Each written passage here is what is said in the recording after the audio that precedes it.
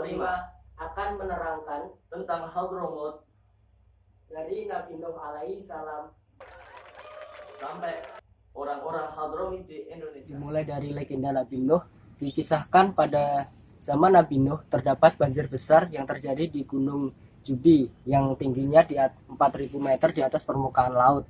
Saat itu manusia yang berhasil selamat dari bencana banjir tersebut berjumlah 78 orang yang terdiri dari 8 keluarga Nabi Nuh sendiri dan 70 lainnya merupakan umat atau pengikut Nabi Nuh yang beriman.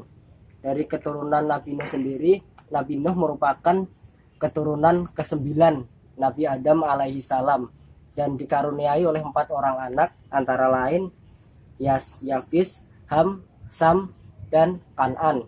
Dari 4 keturunannya tersebut berhasil atau memiliki keturunan yang dinamakan Khotan. Nah, dari kerajaan yang dibangun pada generasi Khotan ini berhasil membuat Islam itu masuk dan berkembang di Yaman, yang dimulai dari pengangkatan gubernur Islam pertama di Yaman yang dimulai dari berubahnya yang membawa perubahan seperti dari budaya lama menuju ke budaya yang baru, kemudian membentuk pribadi muslim yang lebih spesifik, lalu membangun 3 masjid besar di Yaman saat itu dalam waktu yang hampir bersamaan.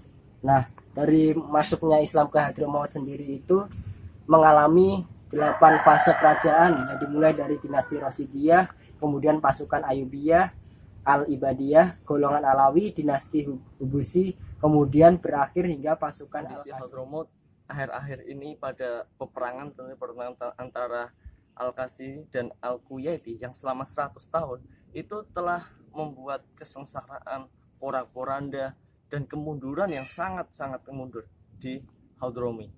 Itu mengakibatkan banyak orang berhijrah, diantaranya ke Indonesia, kemudian ke Maroko, dan ke negara-negara lainnya. Di lain sisi, Hadramut sendiri itu untuk diajak kemajuan sulit.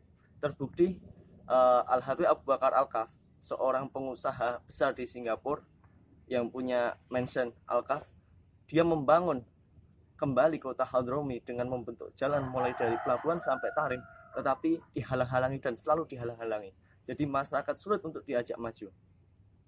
Nah, itu menjadikan orang-orang di Indonesia itu banyak yang bermarga dari Hadramut karena kondisi Hadramut yang seperti itu, kemudian berhijrah di Indonesia dan Indonesia ada sangat nyaman.